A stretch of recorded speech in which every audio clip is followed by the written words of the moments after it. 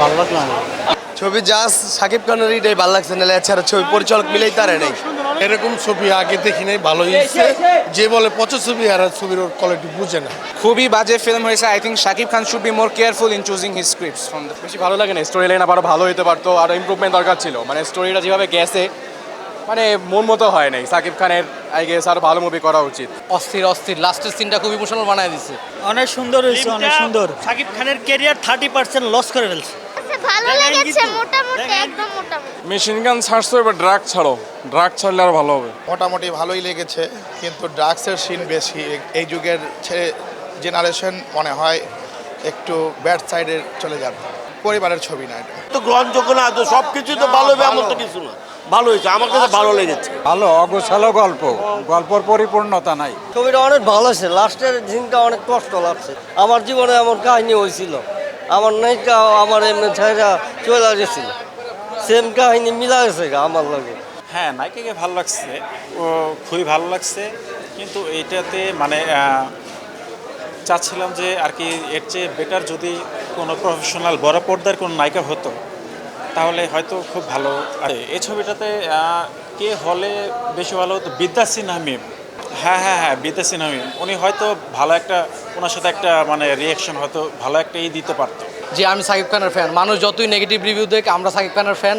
ভালো হলেও আসবো, খারাপ হলেও আসবো। কিন্তু এই মুভিটা হচ্ছে রকস্টার হওয়ার একটা মানে জীবনী টাইপের গল্প। যারা প্রকৃতপক্ষে মুভি লাভার তারা এটা অবশ্যই দেখবে। যারা হচ্ছে একটা আইটেম সং, 4-5টা ফাইটের সিন, তাদের কাছে কখনোই এটা ভালো লাগবে না। এটা একটা ভিন্ন ধারার মানে মুভি। আশা করি সবাই আসবেন, দেখবেন। এই পর্যন্ত সব থেকে ভালো লাগছে আমার কাছে প্রিয়তমা বরবাদ সাকিব খানের সর্বোচ্চ মানে সব থেকে ভালো সিনেমা আর কি তার তৈরি করা। রকস্টারের সিন ভালো লাগছে, সে ব্যাক স্টেজ থেকে কিভাবে মানে সামনে আসলো, রকস্টার হয়ে উঠলো, ওই সিনটাই সবচেয়ে ভালো লাগছে। সাবিলা নূর তো মানে বাংলাদেশের দীপিকা বলতে পারেন, ঠিক আছে। তার অভিনয় মানে যথাযথ সবসময়ই ভালো ছিল, এখনও ভালোই, তাকে ভালো মানিয়েছে এখানে। আমি সাবিলা নূরের অনেক বড় ফ্যান। আমি সেই মাঙ্কি বিজনেস থেকে এখন পর্যন্ত সাবিলা নূরের ভক্ত। সব মুভি দেখি, সাবিলা নূরের নাটক, মুভি সব কিছু দেখি।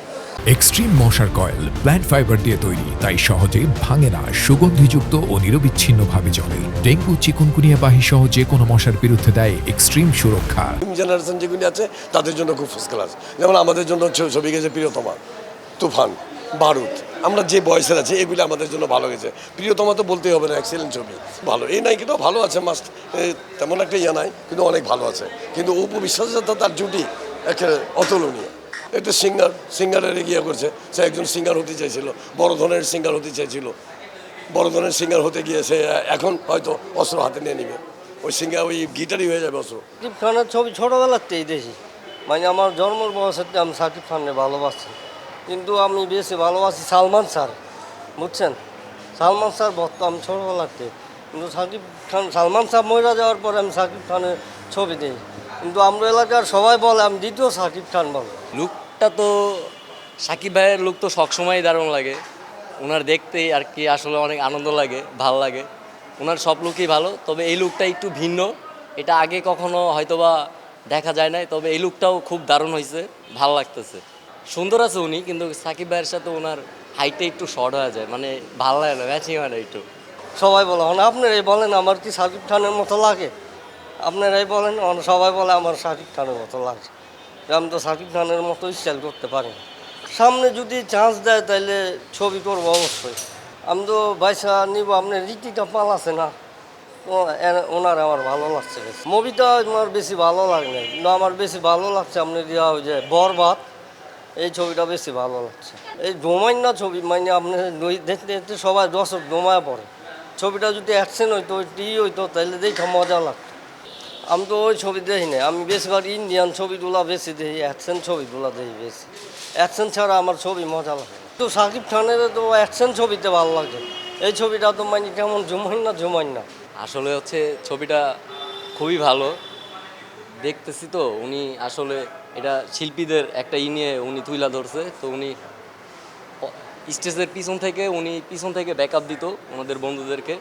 তো উনি স্টেজে যখন আর কি আসলো, তো উনি তখন রকস্টারটা কীভাবে বইলো এটা উনি তুইলা ধরলো। কী করবো, বলবো যে জড়ায় ধরা বলবো যে ভাই আমার সারা জীবন কোন দিন আপনারা এখান যাইতে দিও না, আমার আপনি মারেন কাটেন যা খুশি তা করেন, আমি কোন দিন আপনারা ছেড়ে যাবো না।